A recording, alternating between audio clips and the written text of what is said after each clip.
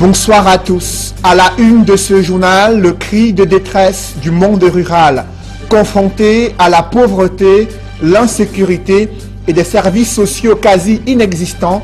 Les populations expriment leur mésentente et également déplorent l'indifférence des pouvoirs publics vis-à-vis de leurs préoccupations, lesquelles cristallisent déjà les enjeux de cette élection présidentielle prévue le 7 octobre 2018. À 2 semaines de la rentrée scolaire, il y a peu d'engouement observé chez des parents d'élèves à se rendre dans la librairie et pour cause, les revenus sont peu pour pouvoir leur permettre d'acheter des fournitures scolaires. Vous suivrez dans ce journal l'ambiance timide à 2 semaines de la rentrée scolaire.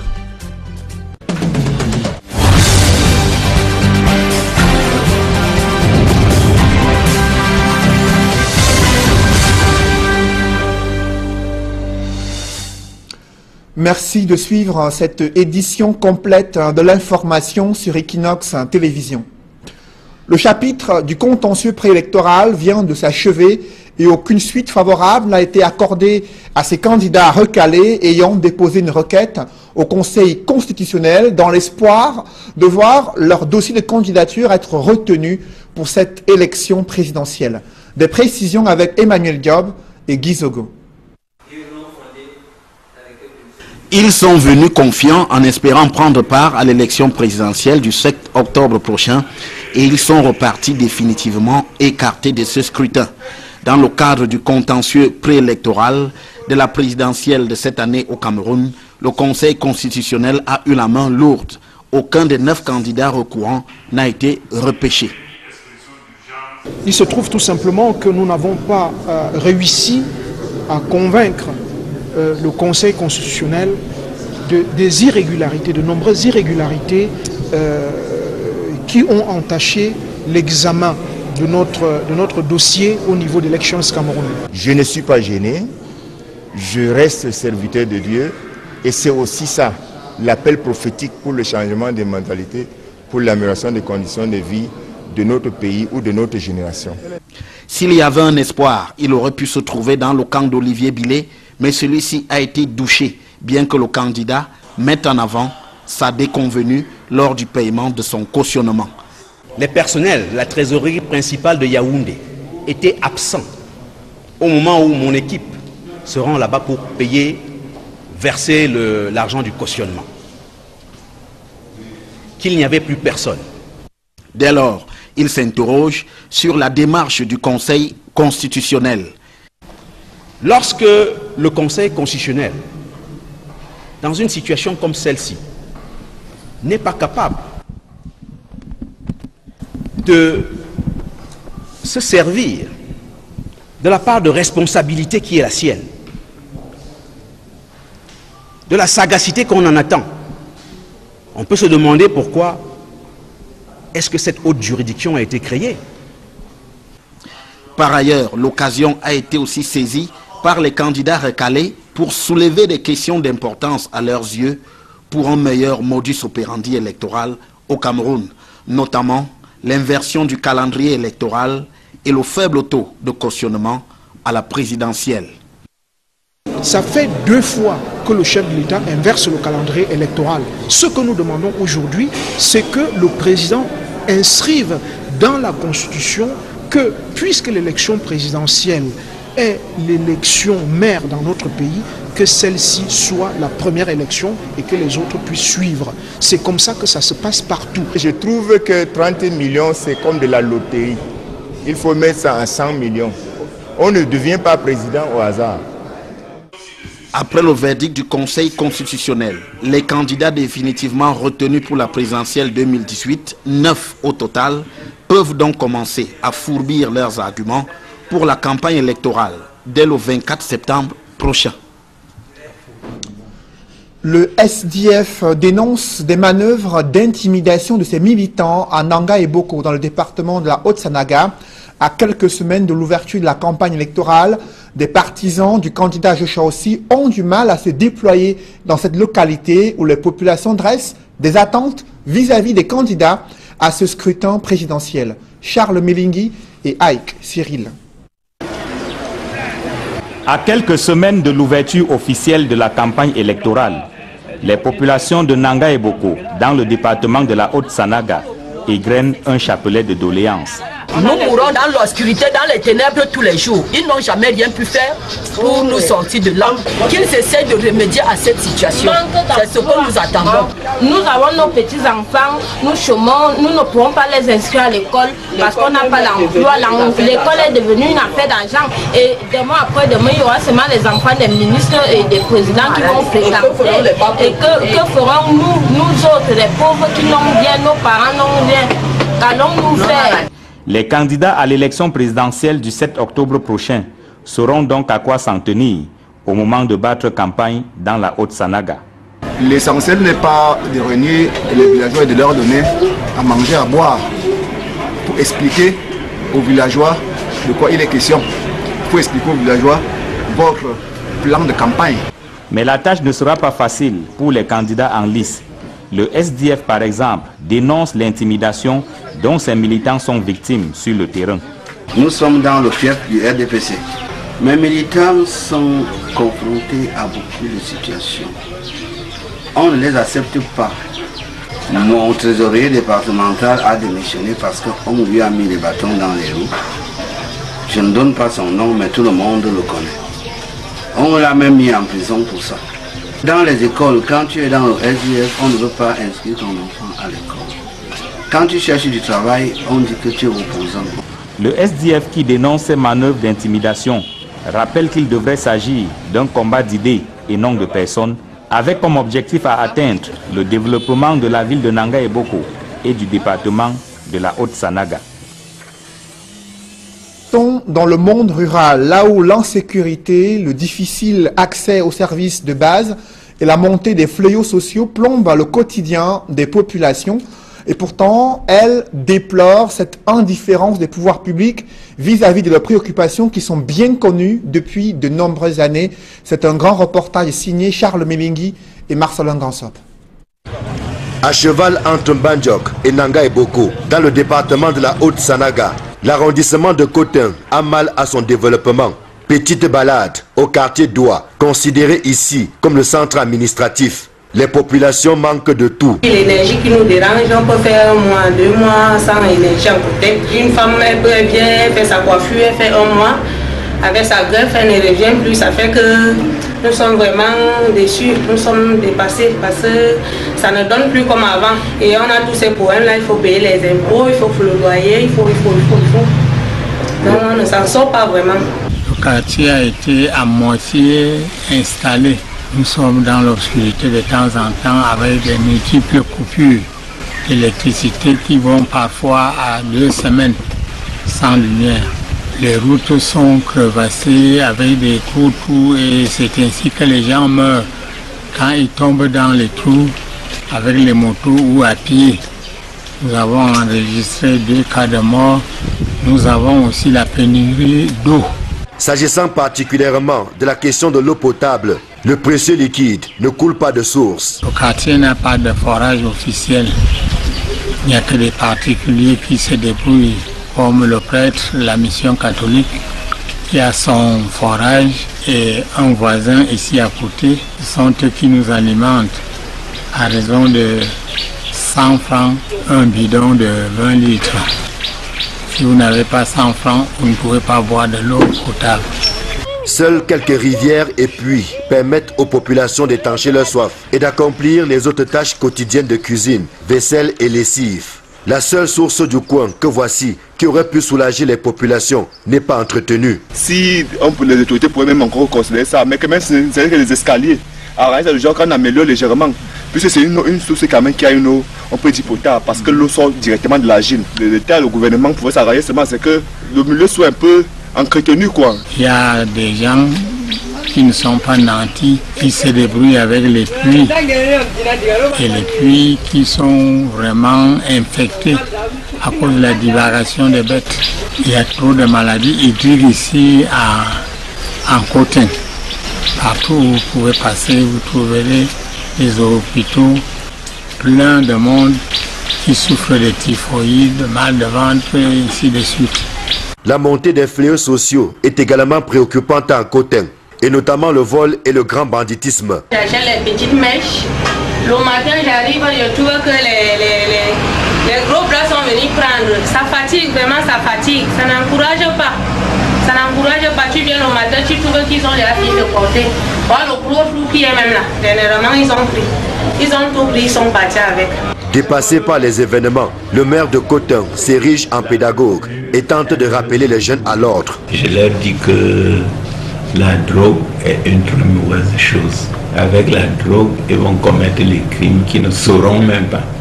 Parce que quand vous êtes drogué, bon, vous faites ce que votre conscience, votre volonté ne peut pas vous permettre de faire.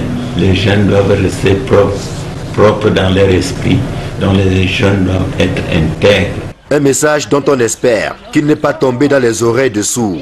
En attendant les solutions à leurs préoccupations, la vie est loin d'être sucrée à Coton.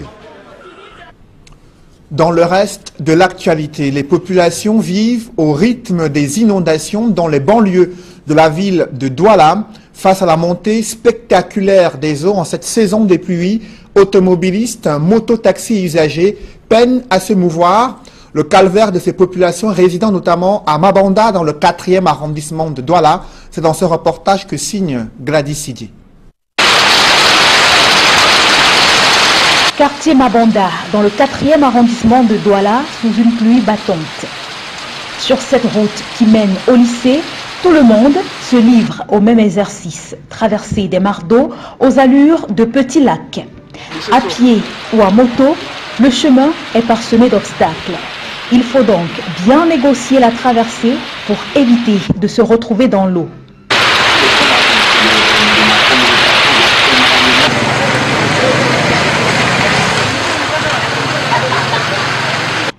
Si certains n'ont aucun mal à traverser à pied, d'autres préfèrent se déchausser pour passer d'un bout à l'autre. Et même là, ce n'est pas gagné.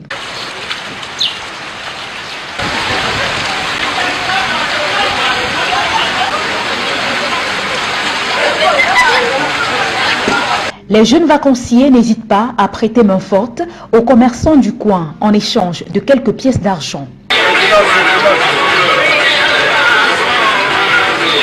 Cependant, la traversée n'est pas toujours aussi aisée pour tout le monde. Ils sont nombreux à être pris au piège de ces mares d'eau géantes.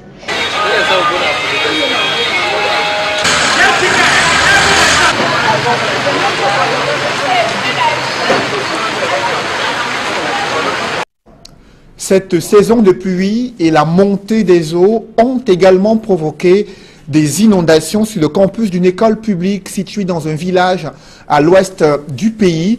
Et des parents d'élèves redoutent déjà la rentrée scolaire avec ces inondations qui se multiplient à Bandoum dans la région de l'ouest. Des précisions avec Aïk Cyril dans ce reportage. Le village Bandoum, à une vingtaine de kilomètres de la Moumé, par Bafang dans la région de l'Ouest Cameroun. La vie semble calme et paisible ici, mais seulement en saison sèche. Parce que lorsqu'il pleut, voici ce à quoi ressemble le village.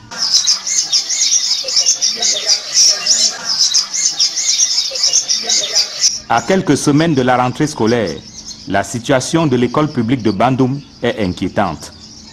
C'est très grave ici à l'école publique de Bandoum. Nous sommes vraiment tous déçus par cet état que vous voyez derrière moi.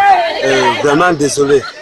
La rentrée qui s'approche d'ici 2 semaines, franchement, si l'État camerounais ne parvient pas à faire quelque chose pour nous, c'est grave derrière nous. L'école publique est vraiment inondée. L'école est noyée dans l'eau à cause de la forte pluie qui s'est abattue sur le village. Et si rien n'est fait, à ce rythme, les enfants de Bandoum n'iront pas à l'école à la rentrée prochaine. Nous sommes face à une catastrophe qui n'est pas tellement surprenante. Et vraiment, j'interpelle maintenant le peuple Bandoum avec tout le gouvernement, parce que nos moyens sont très limités. Nous ne sommes pas capables d'intervenir par rapport à ça.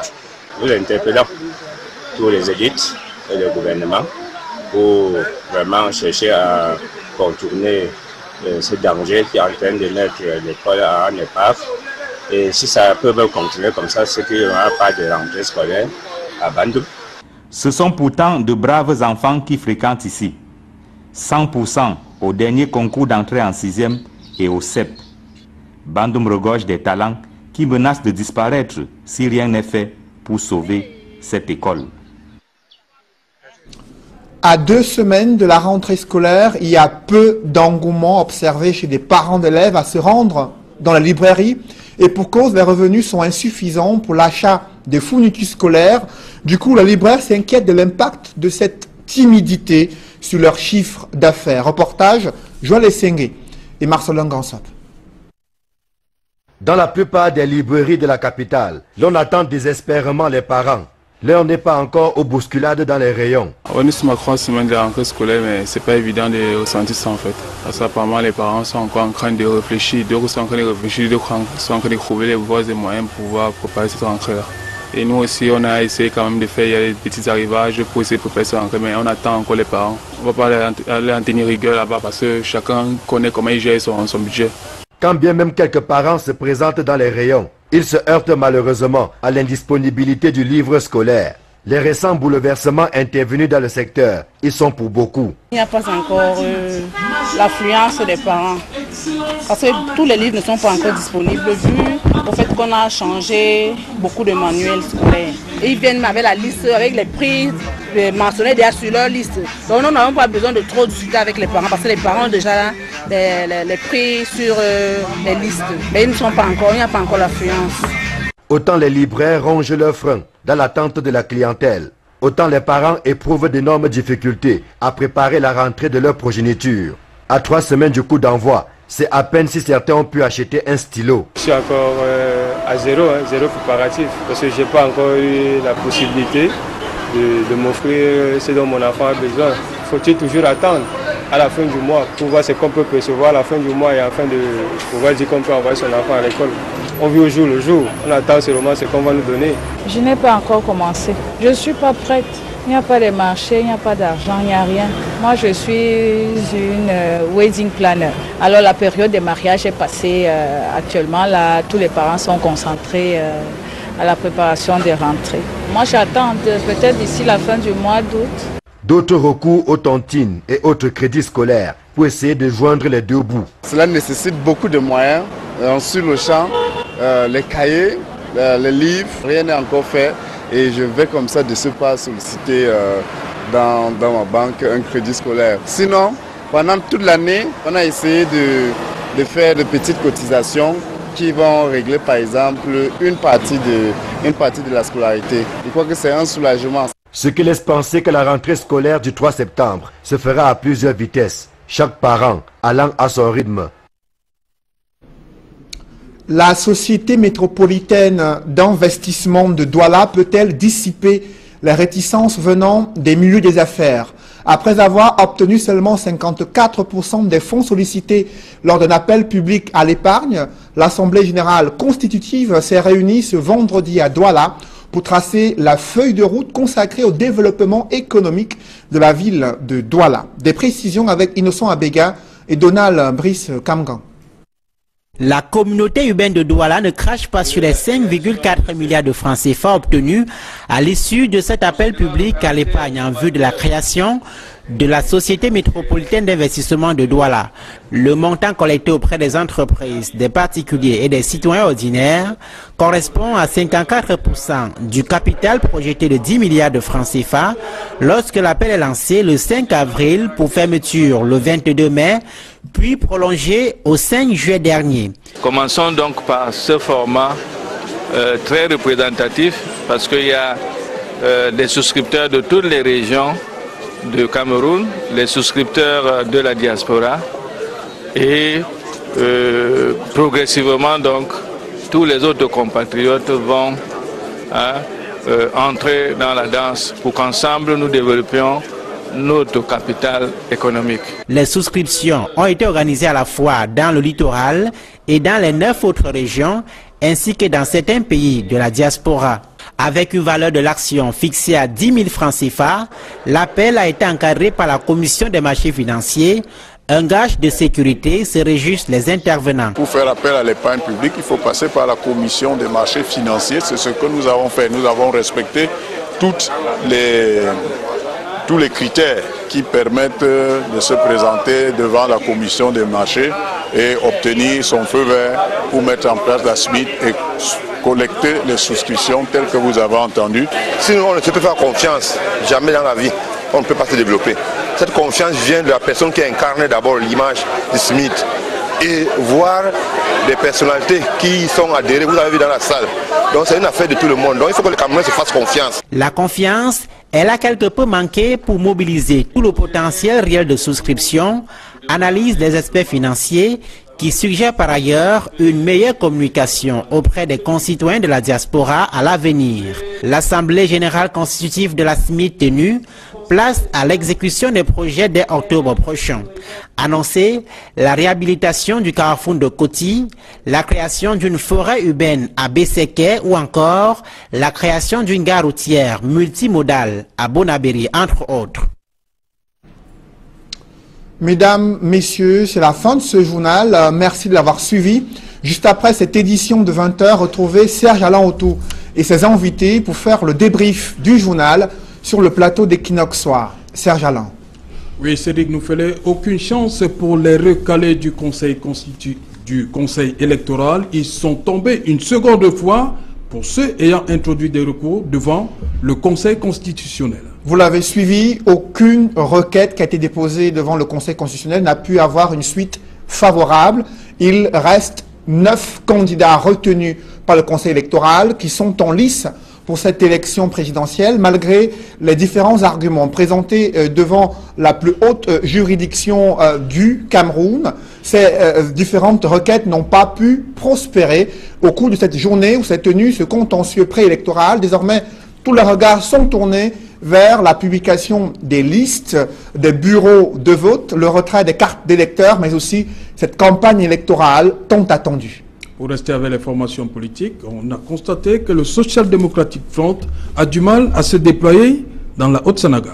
La Haute-Sanaga qui est un fief du RDPC au regard des derniers résultats des législatives et municipales, mais aussi des présidentielles. Pourtant, ce parti de l'opposition souhaite effectuer une percée cette année avec un nouveau candidat incarné au sein du SDF, Joshua aussi, mais vous l'avez suivi, des difficultés relatives à des pressions qui peuvent être familiales, administratives, mais aussi politiques. Pourtant, les populations dressent des attentes, lesquelles sont assez nombreuses et vont certainement faire partie de ces différents grands sujets abordés durant la campagne présidentielle. On va terminer avec Mabanda où les populations ont les pieds complètement dans l'eau. Une banlieue du 4e arrondissement de Douala qui vit au rythme des inondations.